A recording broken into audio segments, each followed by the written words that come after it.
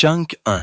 Et il m'a emmené voir plusieurs concerts des Stones ici au Garden. Eh bien, oui, j'y suis allé. Chaque année, la sénatrice, Madame Eisenhower, offre un déjeuner à l'épouse d'un sénateur. Lee Radziwill est décédée dans son appartement de Manhattan, février 2019. Tout le monde pensait qu'elle était fauchée. La famille Kennedy croyait qu'elle vendait des bijoux juste pour payer ses factures.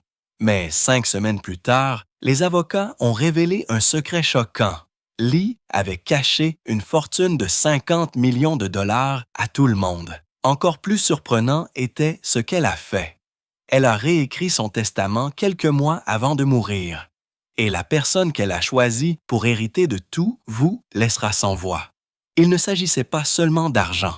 C'était le coup final d'une guerre familiale qui durait depuis des décennies et qui avait commencé avec Jackie Kennedy.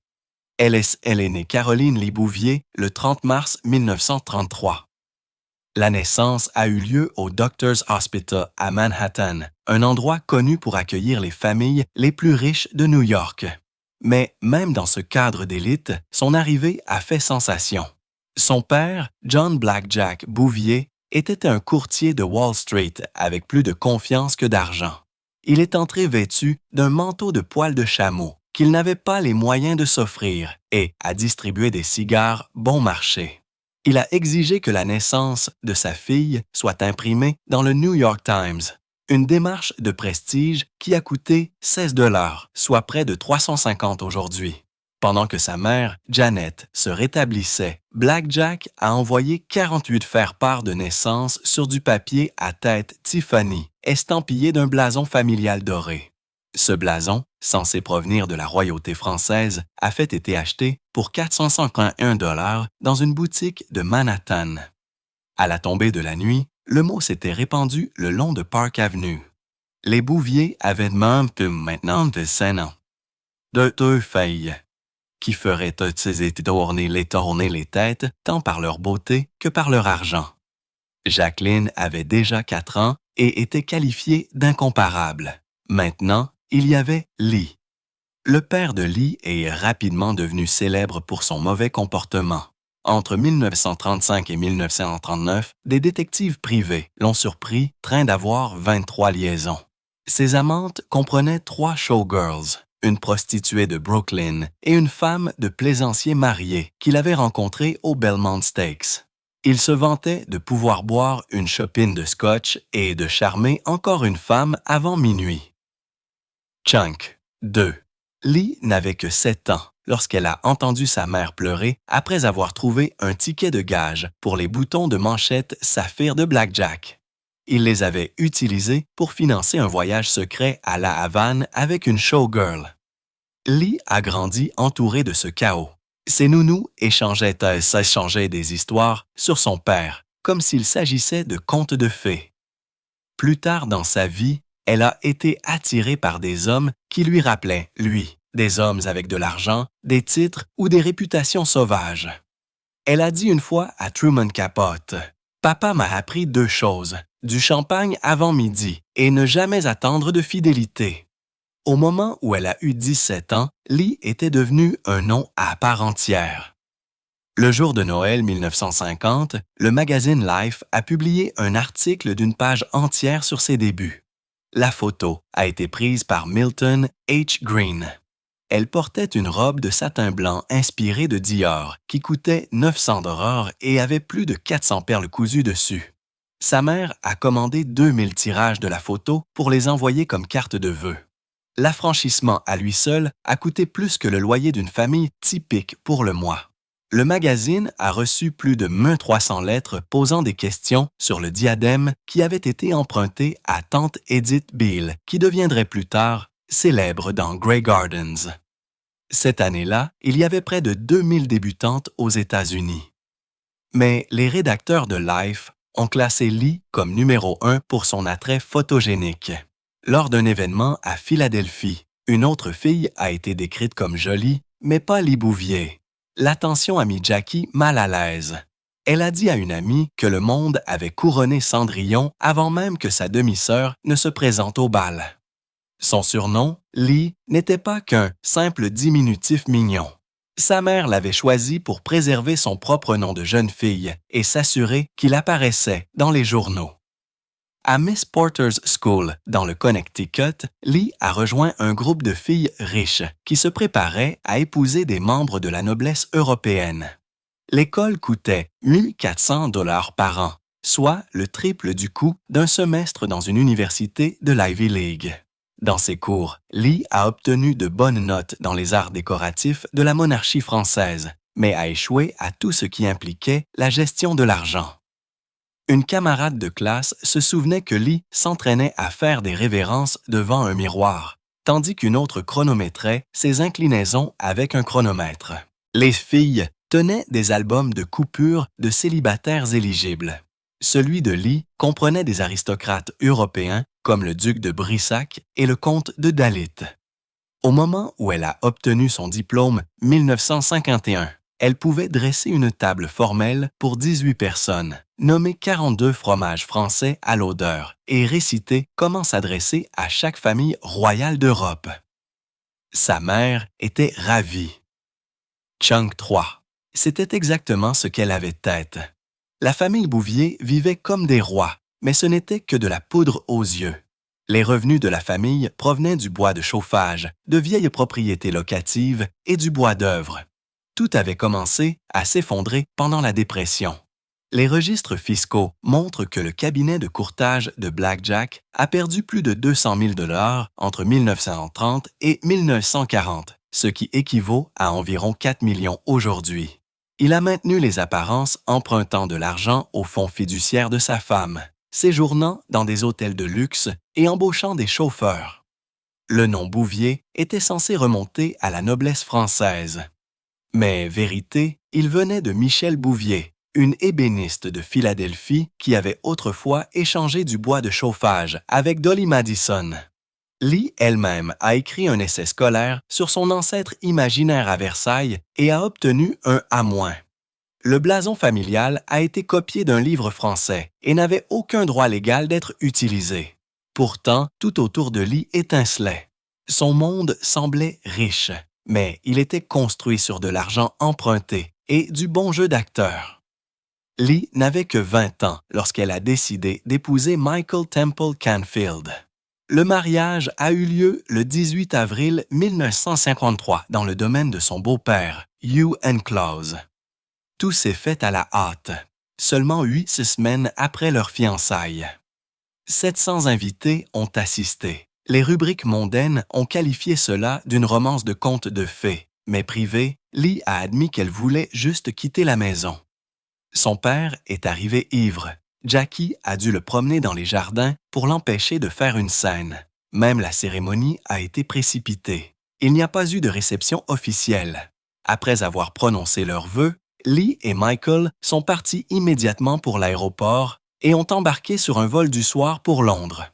Michael venait d'une puissante famille d'éditeurs, mais il y avait des rumeurs selon lesquelles il pourrait être plus qu'un simple Canfield. Certains croyaient qu'il était le fils secret du prince George, duc de Kent, et d'Alice Preston, une Américaine glamour qui était toxicomane et connue pour s'injecter de la morphine lors de soirées. Elle est décédée 1946 après avoir sauté d'une fenêtre d'hôtel. Le prince George était déjà décédé dans un accident d'avion 1942. Selon de vieux commérages, leur enfant avait été discrètement adopté et rebaptisé Michael Canfield. Même la deuxième femme de Michael a dit que le duc de Windsor l'avait un jour regardé fixement de l'autre côté d'une table de déjeuner et avait murmuré « Je suis certain que votre mari est le fils de mon frère. » La rumeur le suivait partout. Elle ajoutait une étrange royauté à son nom et une ombre dont il ne pourrait jamais échapper. La famille de Lee avait des doutes sur Mann et sur le mariage. Chunk 4, son beau-père, a dit doucement avant la cérémonie « Il ne pourra jamais se la payer ». Sa mère s'inquiétait du salaire de 9 000 $ de Michael, ce qui équivaudrait à environ 15 000 $ aujourd'hui. Ce n'était pas suffisant pour les vêtements de Lee, sans parler d'un style de vie glamour à Manhattan.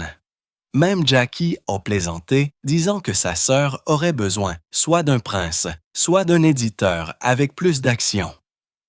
Lee leur a donné raison presque immédiatement. Le lendemain matin du mariage, elle a trié ses cadeaux. Certains ont été conservés pour New York. Le reste a été renvoyé. Lorsque son bouquet de mariée a fané sous la chaleur, elle a exigé des fleurs fraîches au triple du prix. Ces dépenses n'étaient pas temporaires, c'était qui elle était. 6 mois plus tard, le couple a déménagé à Londres. Michael a accepté un emploi modeste chez Harper's là-bas. Et Lee s'est plongée dans la scène sociale. Elle a organisé plus de 40 dîners. Un an, a rejoint des clubs d'élite et a acheté 3 robes chères une semaine, le tout débité du compte de Michael chez Harrods. Elle a importé des chiens et un réfrigérateur américain payant plus de 1800 $ de frais de douane. Cela, à lui seul, représentait plus de 4 mois de son salaire. Michael a emprunté de l'argent pour suivre le rythme. Lee a dit à Truman Capote qu'elle préférait les titres aux fortunes. 1957, elle dépensait au moins 8000 $ par an vêtements, soit 6 fois ce que Michael gagnait. Les gens de son bureau chuchotaient qu'il éditait des livres le jour pour financer des fêtes la nuit. Elle n'avait que 26 ans lorsqu'elle est entrée dans un bureau d'état civil de Londres vêtue de bleu poudré, toujours empêtrée dans les restes d'un mariage que l'Église catholique n'avait pas pardonné. Son nom était Lee Bouvier, fraîchement divorcé mais pas encore annulé, et l'homme qui l'attendait à ses côtés était le prince Stanislas Radziwiłł. Sur le papier, leur union n'était pas tout à fait légale.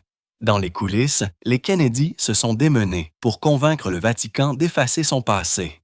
Il a fallu plus de 3 ans, mais rien de tout cela n'avait d'importance sur le moment. La circulation à l'extérieur de Caxton Hall s'est arrêtée. Les appareils photo ont flashé plus de 30 000 fois. Et au moment où elle est entrée dans sa nouvelle maison, juste bas de la rue de Buckingham Palace, les gens l'appelaient déjà princesse. Les journaux se sont régalés. Ils ont souligné que les titres polonais ne signifiaient plus rien depuis 1921, mais cela n'a pas ralenti le spectacle. Cielęć 5. L'ancien assistant d'Oleg Cassini a fait sa robe. Elle souriait comme si elle appartenait à un conte de fées royales. Et pourtant, derrière le voile, il y avait quelque chose de plus compliqué, parce que le prince n'était pas vraiment libre non plus. Il était toujours marié à une héritière bancaire suisse, nommée Grace Colon, lorsqu'il a commencé sa liaison avec Lee l'année précédente. Grace l'a découvert comme les gens le font toujours dans la haute société, lisant les rubriques de potins. Elle a demandé le divorce novembre. Les gros titres de Zurich à Londres ont crié au sujet du mariage brisé. Grace a été mise de côté, mais elle ne s'est pas laissée abattre longtemps.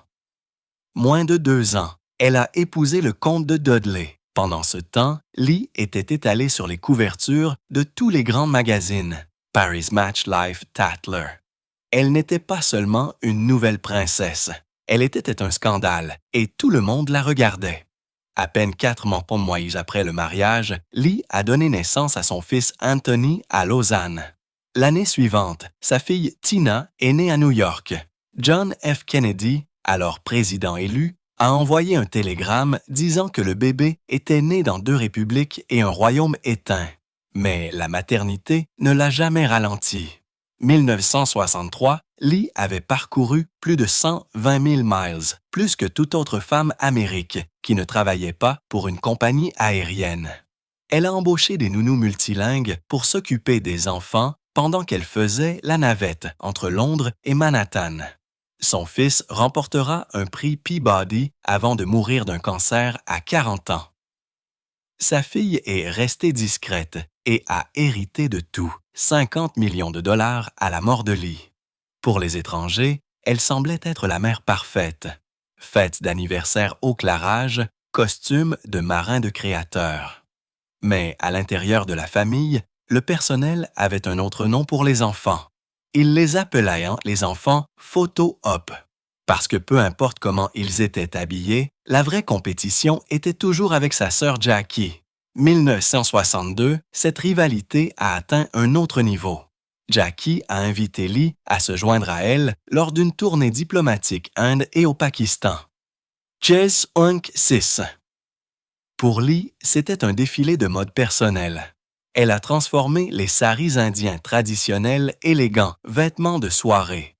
Elle a changé de tenue 22 fois 9 jours. Les photographes ont commencé à l'appeler la Maharani blanche.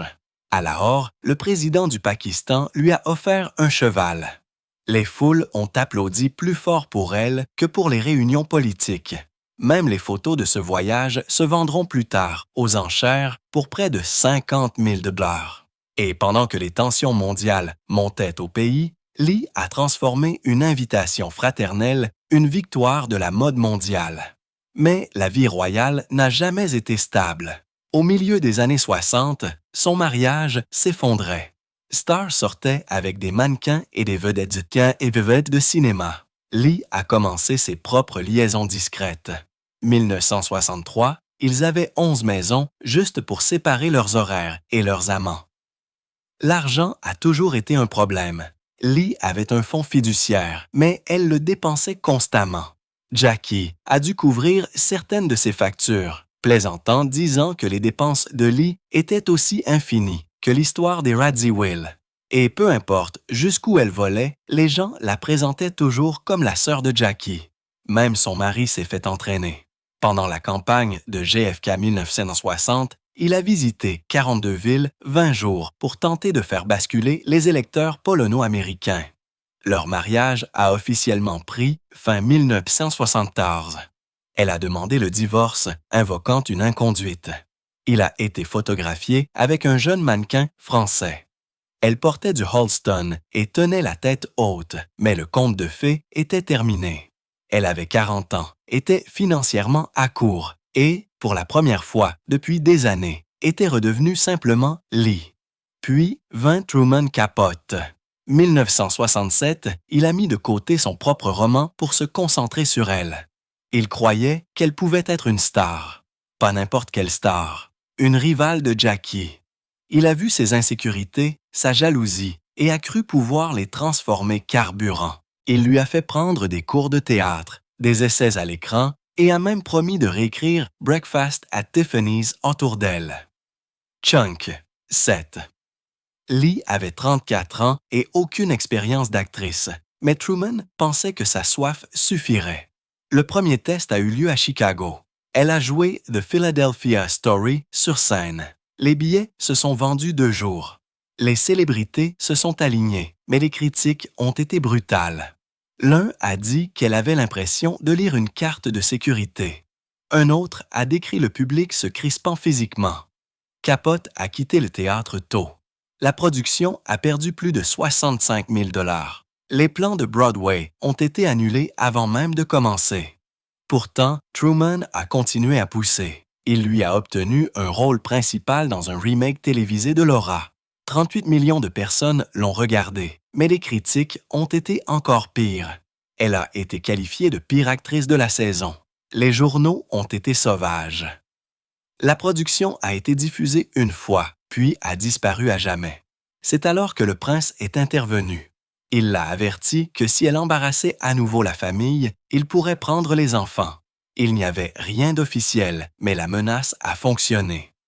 Quelques semaines, Lee s'est retirée d'une nouvelle production théâtrale et a dit aux journalistes qu'elle se retirait du métier d'actrice.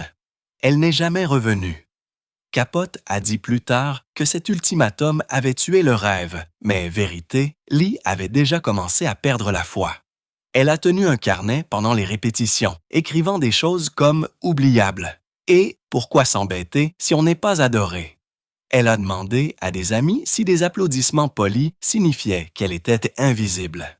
Lorsque sa performance télévisée a été démolie, elle s'est enfermée dans sa chambre d'hôtel pendant 2 jours, écoutant l'émission boucle. Elle a entouré les lignes qu'elle pensait avoir bien prononcées, mais le mal était fait. La même année, elle a fait face à une trahison encore plus profonde. Elle sortait avec Aristote Onassis.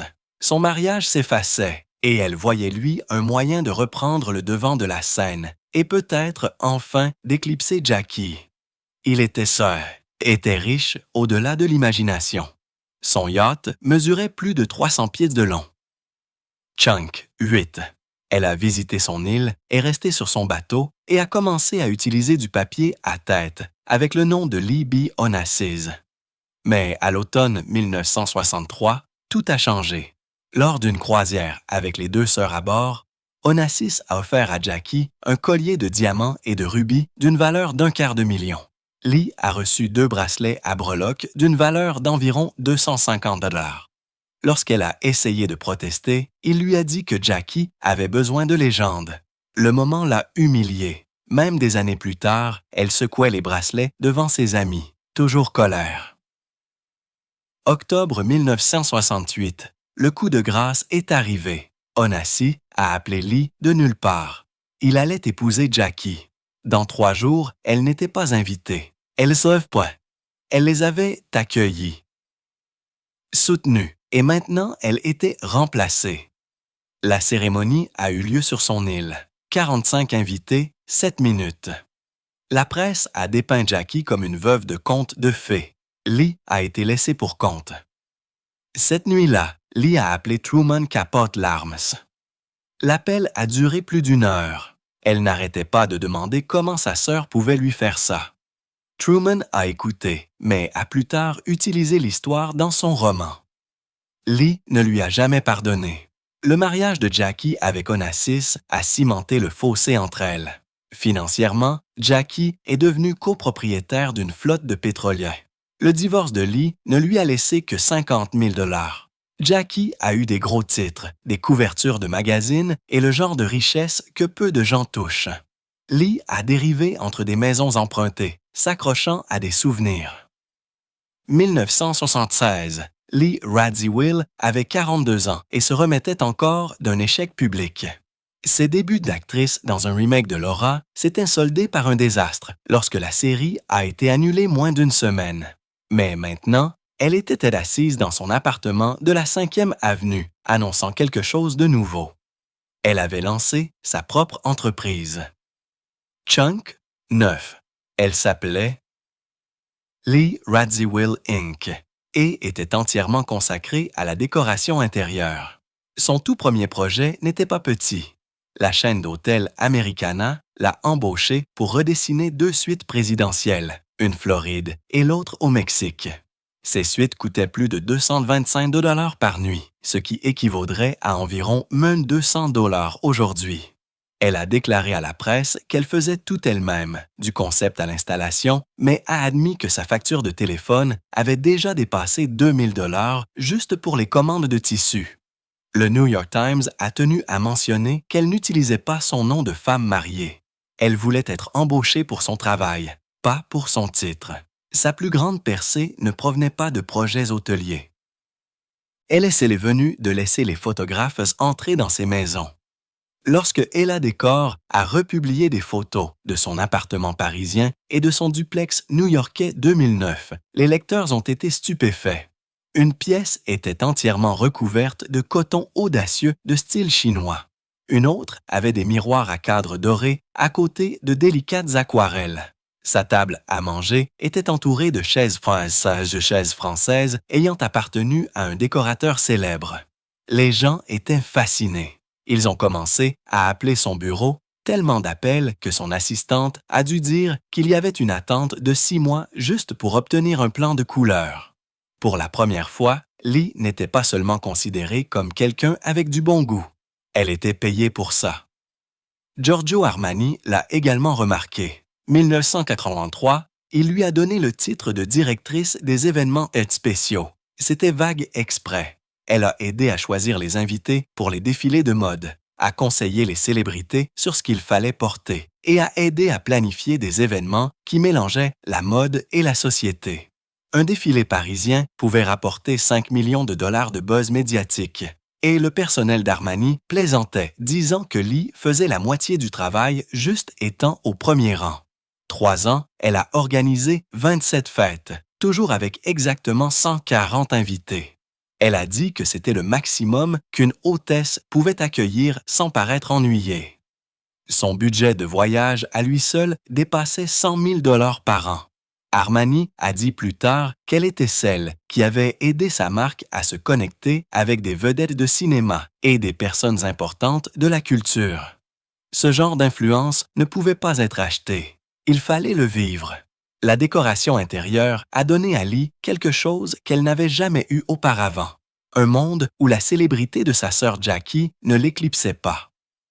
Chunk, 10. Elle avait grandi entourée de belles choses. Italie, Angleterre et Grèce. Mais les gens se moquaient autrefois d'elle pour avoir trop de style et pas assez de but. Maintenant, ce même style lui rapportait de l'argent. 1980, elle facturait 300 $ l'heure. Elle a même installé une pièce complète chez Lord & Taylor, ce qu'aucun designer non agréé n'avait fait auparavant. Elle préférait le luxe discret et sobre. Cette expression « luxe anonyme » est devenue une devise dans le monde du design et l'a aidé à gagner 6 chiffres sans avoir à être sous les projecteurs. Pourtant, sa vie personnelle continuait de s'effondrer. À la fin de 1974, les tabloïds britanniques ont rapporté qu'elle avait demandé le divorce du prince Stanislas après 15 ans de mariage. Il y avait des rumeurs selon lesquelles elle avait fréquenté un photographe et que son mari avait ses propres liaisons. Le règlement a été difficile. Elle a se gardé leur domaine, mais a accepté seulement 120 000 places, environ 2 millions aujourd'hui, et a renoncé à toute revendication sur des terres Pologne qui avaient déjà été prises par le gouvernement communiste. Il est mort d'une crise cardiaque 2 ans plus tard, laissant leurs enfants, Anthony et Christina, le cœur brisé. La même année, alors que ses projets hôteliers étaient lancés, elle a dû mettre gage un étui à cigarettes Cartier juste pour réparer le toit de son domaine. Le fossé entre son image publique et ses luttes privées l'a suivie pendant des années. Elle a essayé d'échapper à tout cela, passant du temps au complexe d'Andy Warhol à Montauk. Lui et Paul Morrissey avaient acheté l'endroit pour 235 000 $. Et Lee a été leur première invitée d'été. Elle a amené Jackie et ses enfants, et même Mick et Bianca Jagger se sont présentés. Warhol détestait l'air frais, mais il est resté à proximité et a pris des polaroids de Lee dans un bronzage cèfe orange vif. Cette séance photo a mené à un portrait sérigraphique qui s'est vendu plus tard pour plus de 800 000 $. Warhol a dit que la peinture devait s'estomper avec le temps, mais pas Lee. Une nuit, elle a organisé une fête sur la plage et a projeté un film scandaleux sur le côté d'une grange. Ils ont bu 47 bouteilles de Dom Pérignon. Warhol a tout écrit dans son journal et la page, à elle seule, s'est vendue aux enchères pour 12 500 $. La vie amoureuse de Lee était tout aussi compliquée. Après son divorce, elle a fréquenté l'architecte Richard Meyer, qui a proposé de lui construire une maison verte qui aurait coûté 680 000 $. Quand elle a hésité, il a plaisanté, disant qu'une princesse n'avait pas sa place dans une maison à paliers multiples. Puis vint Peter Beard. Ils se sont rencontrés au Kenya et se sont connectés instantanément. John Hunk. 11. Elle portait son appareil photo autour du cou, comme un collier au Studio 54. Il a pris des photos d'elle et a une fois vendu un collage pour plus de 350 000 $. Il y a eu d'autres hommes, des héritiers, des banquiers, des personnalités mondaines, mais aucun n'a duré. L'un d'eux lui a même demandé de signer un contrat de mariage qui la limitait à 10 millions de $. Et elle y a mis fin. Elle a dit une fois qu'elle préférait être pauvre qu'ennuyée. Elle a apporté une loupe de bijoutier au dîner juste pour inspecter les boutons de manchette. Tout ce qui était inférieur à de l'or 18 carats était au-dessous d'elle. 1988, elle s'est remariée. Cette fois, c'était Herbert Ross, un réalisateur de films dont les films avaient rapporté plus de 500 millions de $ dans le monde entier. Ils se sont mariés dans son appartement avec seulement quelques amis proches présents. Même Jackie s'est glissé discrètement. Sur le papier, cela semblait parfait. Il avait réalisé des succès majeurs comme Footloose et Steel Magnolia. et Lee était soudainement mariée à quelqu'un dont le travail avait remporté 8 Oscars, mais elle a rapidement réalisé qu'elle n'avait pas sa place à Hollywood. Elle détestait la culture.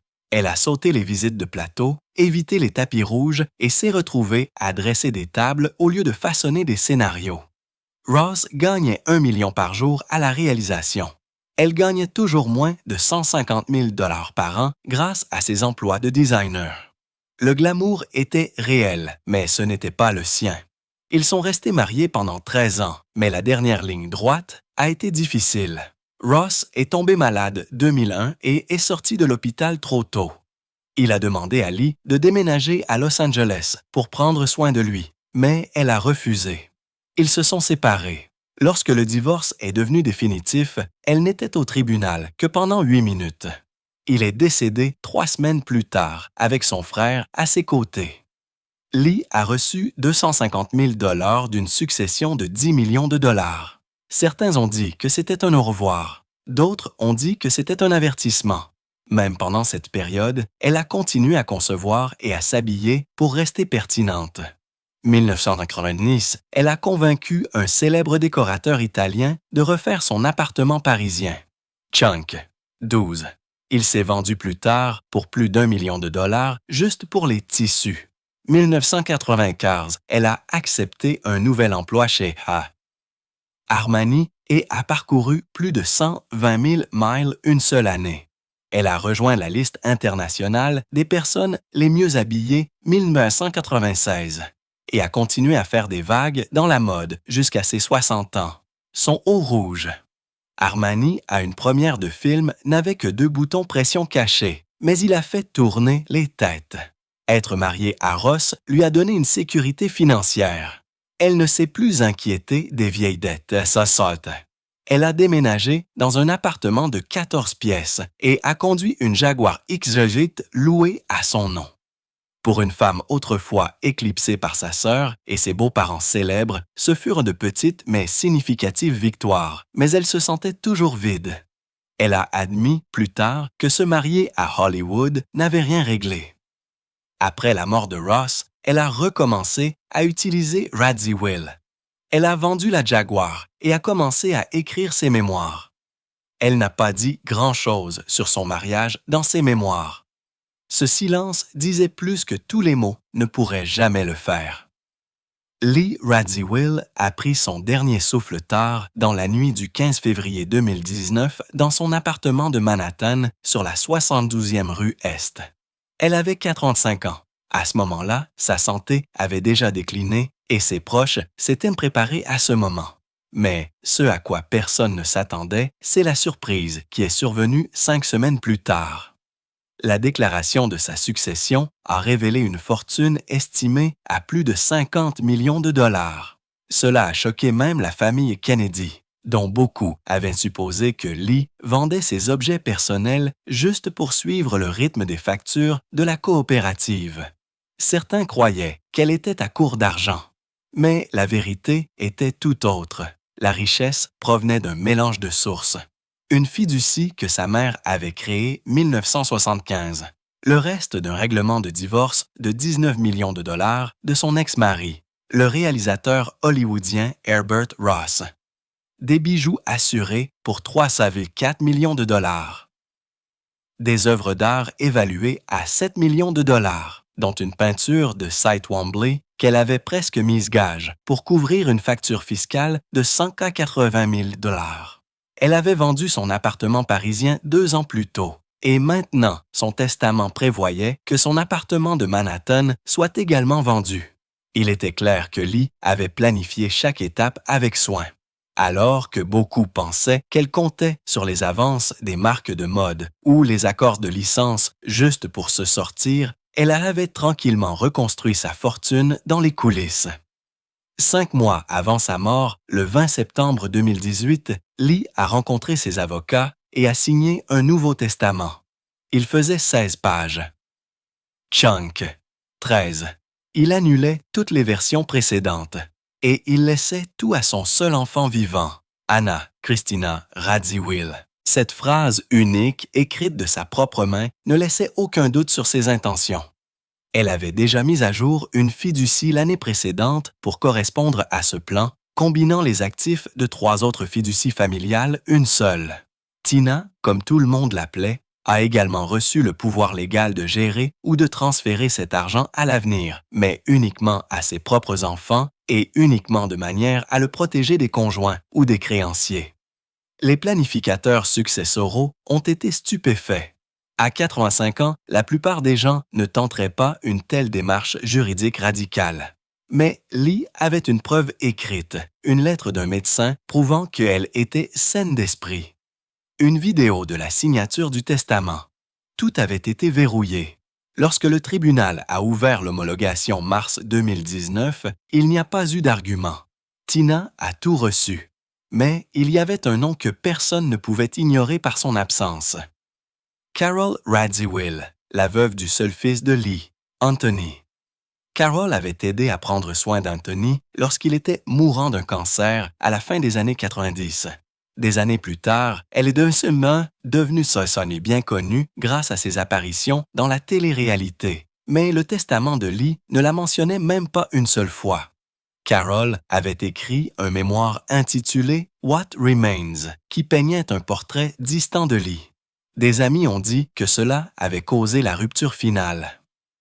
L'hommage public de Carol à Lee sur Instagram est arrivé 2 jours après sa mort.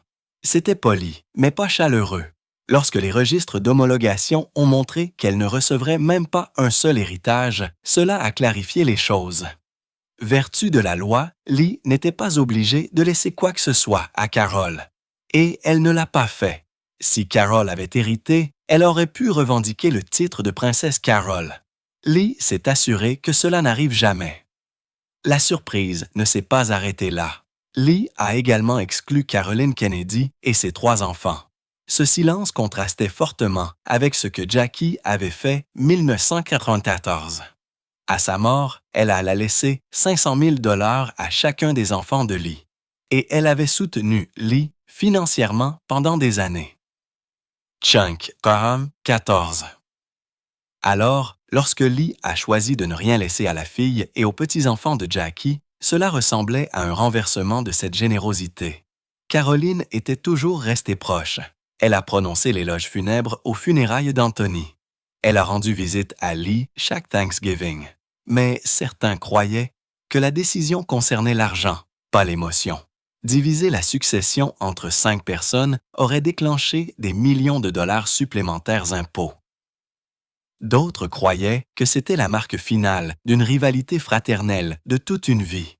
Les tabloïds ne se sont pas retenus. Un titre disait que Lee avait utilisé son testament comme un cétilet, coupant complètement le nom Kennedy. Même dans la mort, Lee a fait des choix audacieux et inattendus. Au lieu de nommer Tina ou tout membre de la famille Kennedy comme dirigeant, elle a choisi 2 étrangers, Hamilton South, un expert relations publiques, et Martin B. O'Connor, un avocat qui l'avait aidé à gérer les ventes immobilières au cours de ces dernières années. Ce sont des personnes qui elle avait confiance, pas des parents, pas de vieux noms de famille. Et pour leur travail, ils auraient droit à jusqu'à 4% de la valeur de la succession, sur 50 millions de dollars. Cela pourrait signifier jusqu'à 2 millions de dollars chacun.